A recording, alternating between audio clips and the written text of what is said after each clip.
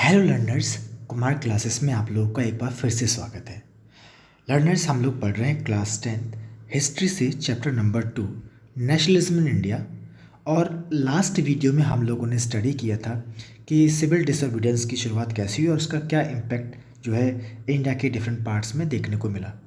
आज हम जो पढ़ने वाले हैं वो पढ़ेंगे कि जो सिविल डिसोबीडियंस मूवमेंट था, इसको उस मूवमेंट में पार्टिसिपेट करने वाले लोगों ने किस तरीके से लिया था या उन्होंने किस तरह से इसको समझा था। वीडियो को शुरू करने से पहले आप सभी से रिक्वेस्ट है, अगर आप चैनल पर नए हैं तो चैनल को सब्सक्राइब कर लीजिए और वीडियो को लाइक शेयर कमेंट जरूर कीजिए। चलिए इसके बाद हम इस वीडियो को अब शुरू करते हैं। Let us now look at the different social groups that participated in the civil disobedience movement. Why did they join the movement? What were their ideals? What did Swaraj mean to them? जो सबसे पहला paragraph है इसमें हमसे कुछ basic questions की बात की गई है। उसमें कहा है कि जो डिफरेंट सोशल ग्रुप थे, जो अलग अलग सामाजिक समूह थे, जहाँ से लोगों ने पार्टिसिपेट किया था सिविल डिसोबीडियंस मूवमेंट में, सविनय अवज्ञा आंदोलन में, वो उन्होंने इस मूवमेंट को क्यों ज्वाइन किया था, उसके पीछे कुछ उससे रिलेटेड कुछ क्वेश्चंस हैं। उन्होंने कहा कि जो डिफरेंट सोशल ग्रुप्स में जो पार्टिसिपेंट थे, उन्होंने इस मूवमेंट को ज्वाइन क्यों किया, पहला। दूसरा, उनके आदर्श क्या थे, और थर्ड, उनके लिए स्वराज का मतलब क्या था। अब इन तीन क्वेश्चंस के ही जवाब हम आगे के पैराग्राफ में जो है समझने वाले हैं, या उनको हमें वहाँ आंसर्स वहाँ पर मिलने वाले हैं। In the country side, rich peasants communities like the Patidars of Gujarat and the Jats of Uttar Pradesh were active in the movement. Being producers of commercial crops, they were very hard hit by the trade depression and falling prices. As their cash income disappeared, they found it impossible to pay the government's revenue demand. And the refusal of the government to reduce the revenue demand led to widespread resentment.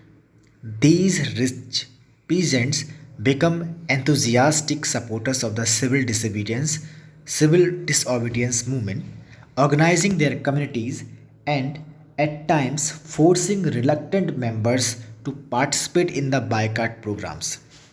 For them, the fight for Swaraj was a struggle against high revenues.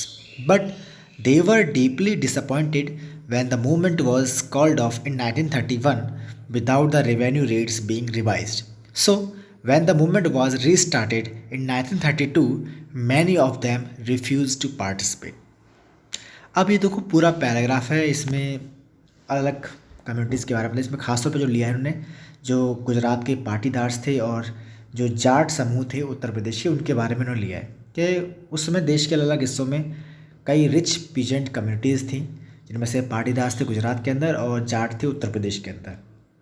इन लोगों ने civil disobedience movement में बढ़ चढ़कर जो है participate किया था। ऐसा क्यों? वो इसलिए क्योंकि ये बहुत बड़े प्रोड्यूसर्स थे कॉमर्शियल क्रॉप्स के। उस समय पर जितनी भी वाणिज्यिक खेती होती थी या वाणिज्यिक फसलें होती थी, उनके ये बहुत बड़े उत्पादक थे। और जो बड़े पैमाने पर उस समय 1928-29 के समय पर जो बड़े पैमाने पर दुनिया भर में डिप्रेशन फैला था और जो प्राइसेस कम हुए थे, उनसे सबसे ज़्यादा नुकसान जो है इन लोगों को भी हुआ था। इनकी कैश इनकम ख़त्म हो चुकी थी और बड़ा मुश्किल हो चुका था इन लोगों के लिए गवर्नमेंट को रेवेन्यू डिमांड पे करना। यानी जो गवर्नमेंट को ये रेवेन्यू देते, जो लगान के रूप में अमाउंट पे करते थे, उसको पे करना इनके लिए बहुत नामुमकिन हो चुका था। और इन्होंने गवर्नमेंट से उस समय पर रिक्वेस्ट भी की थी कि आप जो है रेवेन्यू डिमांड को कम कर लीजिए, लेकिन उस समय ब्रिटिश गवर्नमेंट ने रिफ्यूज़ कर दिया रेवेन्यू डिमांड को रिड्यूस करने के लिए।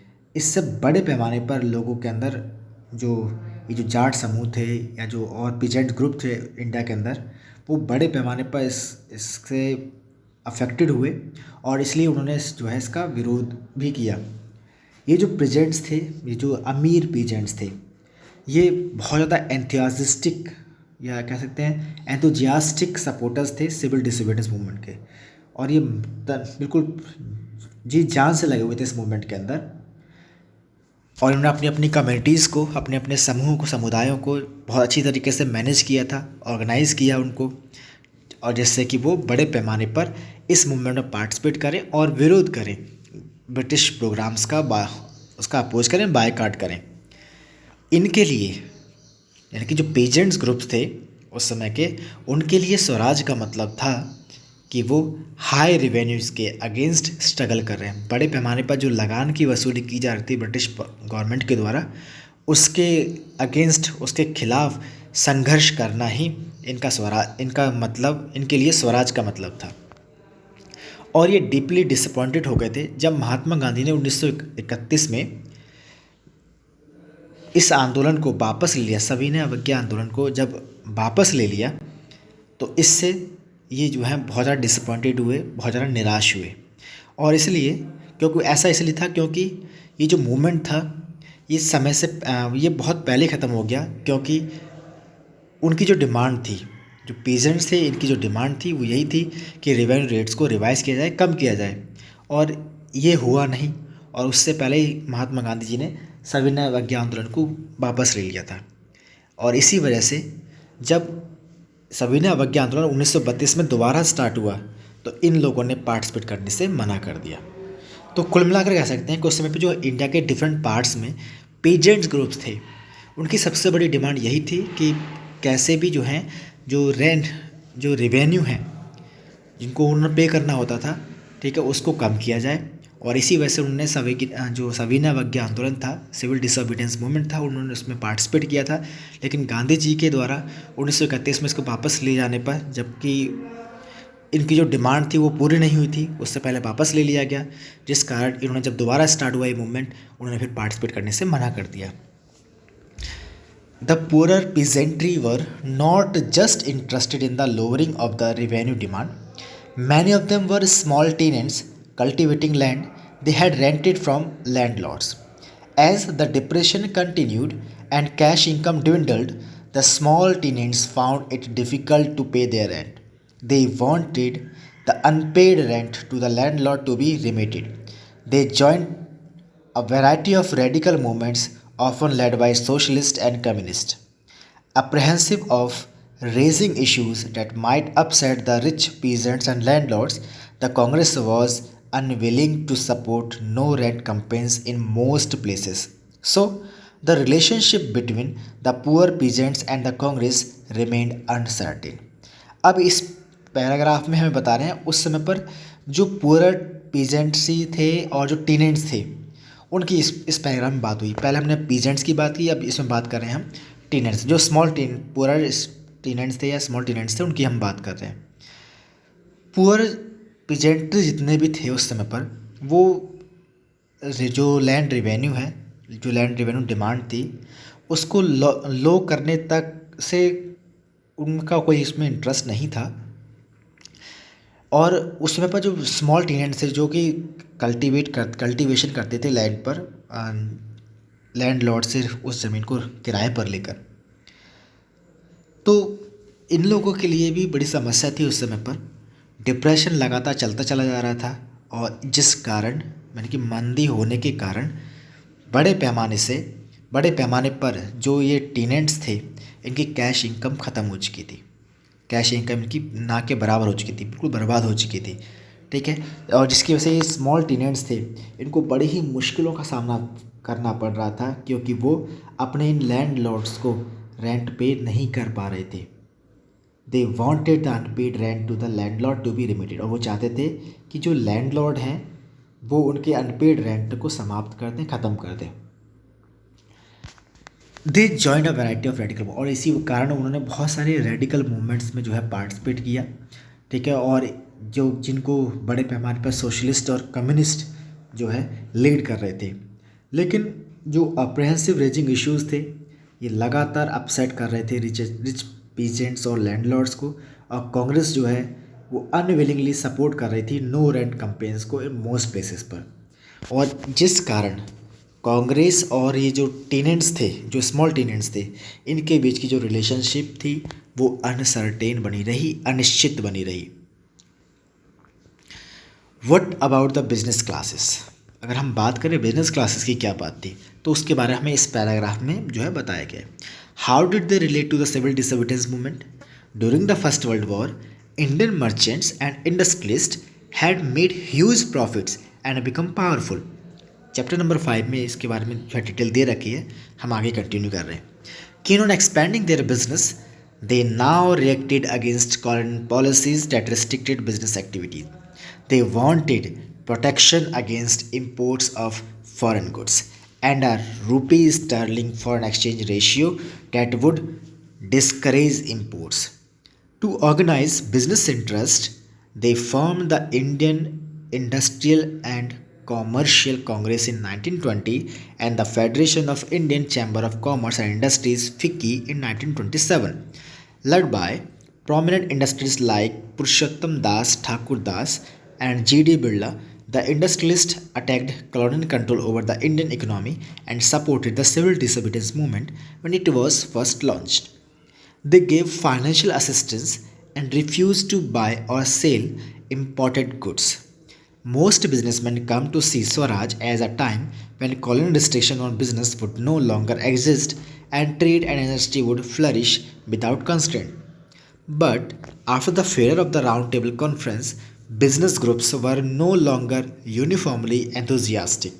They were apprehensive of the spread of militant activities and worried about prolonged disruption of business as well as of growing influence of socialism among the younger members of the Congress. अब ये जो paragraph है, इस paragraph में हमें उस समय पर जो बिजनेस हाउसेस थे, जो इंडस्ट्रियलिस्ट थे, अब उनकी बात कर रहे हैं, यानी कि व्यापारी वर्ग की इसमें इस पैराग्राफ में बात हो रही है। तो कह रहे हैं बिजनेस क्लासेस का जो है उनका क्या व्यू था सिविल डिसोबीडियंस मूवमेंट को लेकर, और वो किस तरीके से सिविल डिसोबीडियंस मूवमेंट को अपने साथ रिलेट कर रहे थे।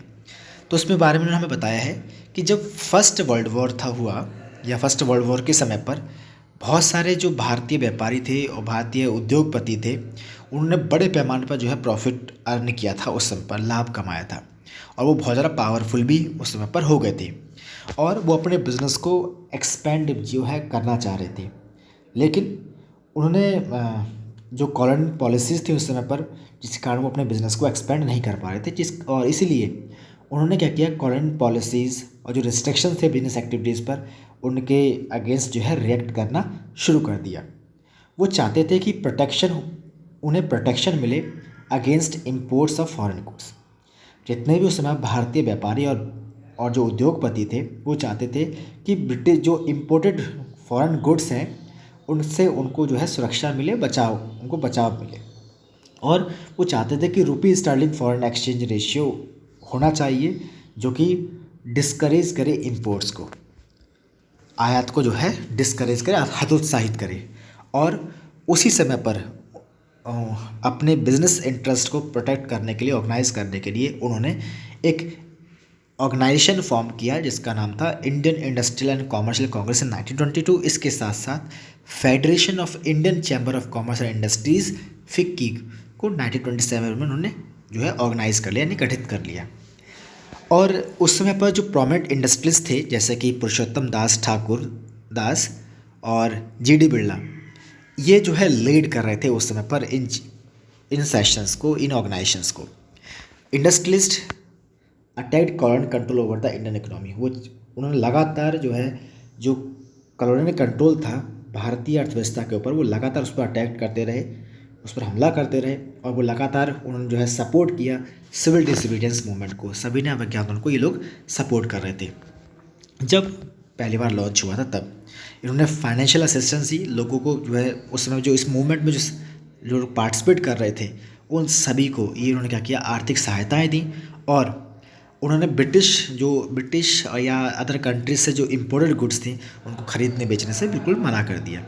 अधिकतर बिजनेसमैन जो थे वो स्वराज का मतलब वो अपने समय पर स्वराज का मतलब समझ रहे थे कि कॉलोनी रिस्ट्रिक्शन जो है बिजनेस से वो लंबे समय तक नहीं रहेंगी, और वो ट्रेड और इंडस्ट्रीज से जो रिस्ट्रिक्शंस उनको हटा लिया जाएगा, और इसलिए उनका जो बिज़नेस है, उनकी जो ट्रेड और इंडस्ट्रीज़ हैं वो विदाउट किसी कंस्ट्रेंट के जो है फ्लरिश कर सकेंगी। लेकिन जो राउंड टेबल कॉन्फ्रेंस हुई थी जिसमें महात्मा गांधी भी गए थे, उसमें समझौता प्रॉपर तरीके से हो नहीं पाया, कोई बात प्रॉपर तरीके से हो नहीं पाई, इसलिए बहुत सारे बिजनेस ग्रुप जो थे उनमें यूनिफॉर्मिटी नहीं बन रही, या कह सकते हैं वो यूनिफॉर्म तरीके से एंथुजियास्ट उनके अंदर डेवलप नहीं रहा इस मूवमेंट के लिए।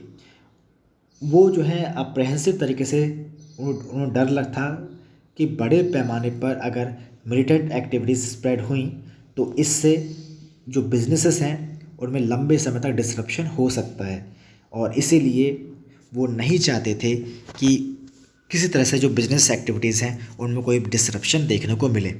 और वो यह भी देख रहे थे कि बड़े पैमाने पर इस मूवमेंट के अंदर जो है सोशलिस्ट विचारधारा वाले लोग जो हैं आने लगे हैं, और कांग्रेस पार्टी में जो उस समय पर यंगर मेंबर्स हैं वो बहुत ज़्यादा प्रभावित हैं सोशलिस्ट अप्रोच से, और ये बिल्कुल भी नहीं चाहते थे इंडस्ट्रियलिस्ट या उस समय के जो व्यापारी लोग थे कि सोशलिस्ट विचारधारा के साथ वो आगे बढ़े, क्योंकि उन्हें कहीं ना कहीं अपने बिजनेसेस पर कंट्रोल खोने का भी डर था, अपने इंडस्ट्रीज पर भी अपने कंट्रोल खोने का डर था, इसलिए उनका इंटरेस्ट जो है उस मूवमेंट में जो है कम होने लगा था।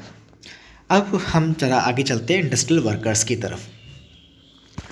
The industrial working class did not participate in the civil disobedience movement in large numbers except in the Nagpur region. As the industrialists come closer to the Congress, workers stayed aloof.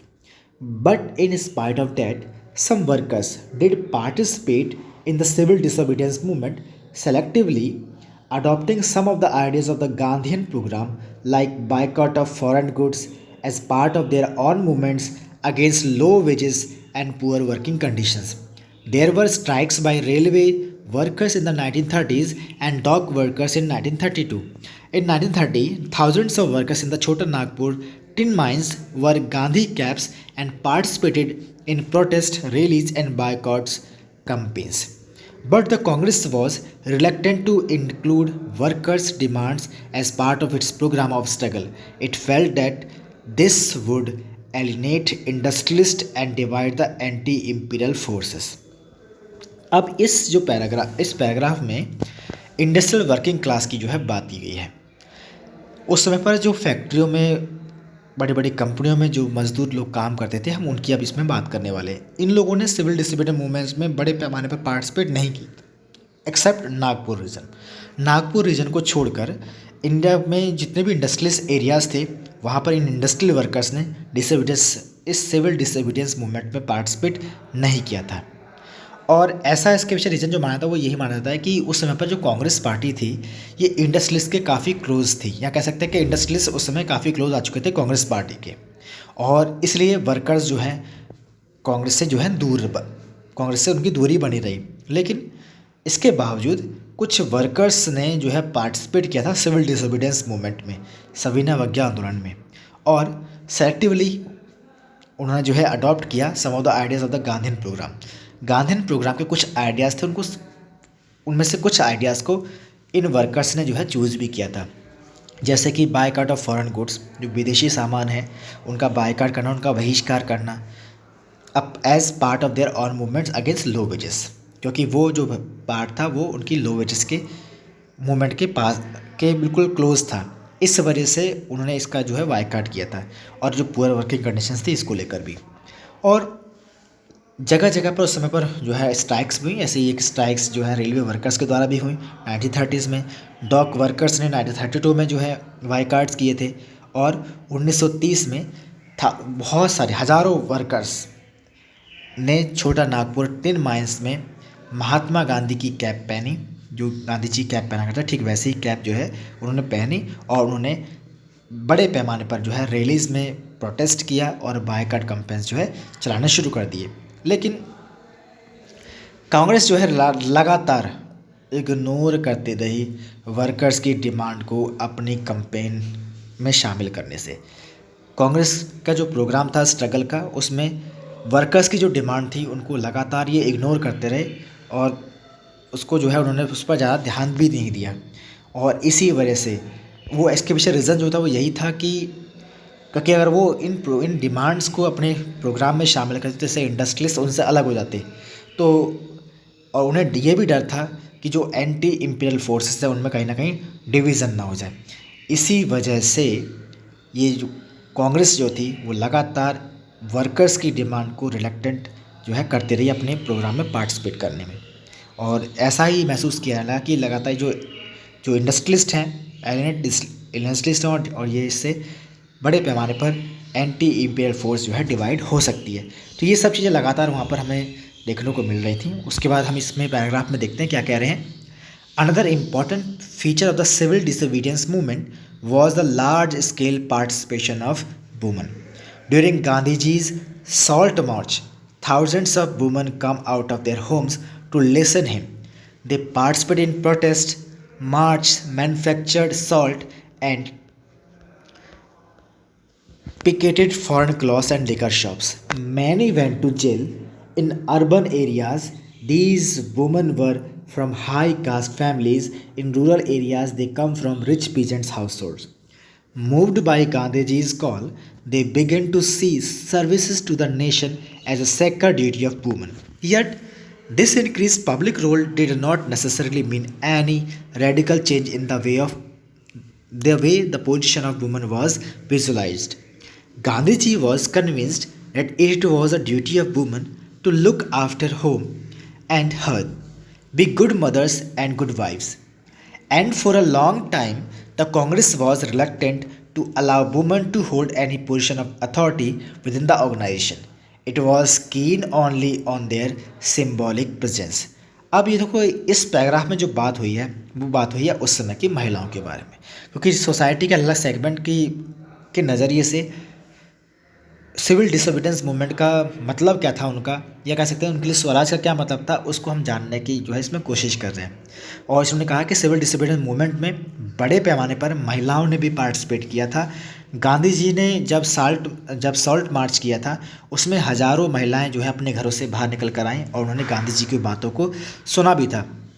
और लगातार वो participate कर रही थी protest मार्च में, जो लगातार जो रैलियां निकाली जा रही थी प्रोटेस्ट के लिए, और बड़े पैमाने पर जो सॉल्ट मैन्युफैक्चर किया जा रहा था। इसके साथ साथ उस समय पर जो फॉरेन क्लॉथ्स के रास्ते जो हैं, जो विदेशी कपड़े थे उनको पिकेट कर लिया गया और लिकर शॉप्स के रास्तों को जो है पिकेट किया गया, यानी कि रास्तों में रुकावट पैदा की। ये सब बड़े पैमाने पर महिलाओं के द्वारा ही जो है संभव हो सका। इनमें से बहुत सारे लोग जो हैं, बहुत सारी महिलाएं जो हैं जेल भी गईं। शहरी इलाकों में जो महिलाएं थी वो हाई कास्ट फैमिली से, जो ऊंची जाति के परिवारों से थी, और रूरल एरियाज़ में जो ग्रामीण क्षेत्र थे वहाँ पर ये जो महिलाएं थी ये रिच पीजेंट्स हाउसेस थी, रिच पीजेंट्स हाउसेस से बिलोंग करती थी। गांधी जी के द्वारा जब कॉल की गई थी इस मूवमेंट की, सिविल डिसोबीडियंस मूवमेंट की, तो यहाँ पर जो है बड़े पैमाने पर ये माना गया, ये समझा गया कि ये ड्यूटी है, ये अगर हम देश के लिए कुछ करते हैं तो ये बड़े पैमाने पर सेक्रेड ड्यूटी ऑफ वुमन जो है कहलाएगी।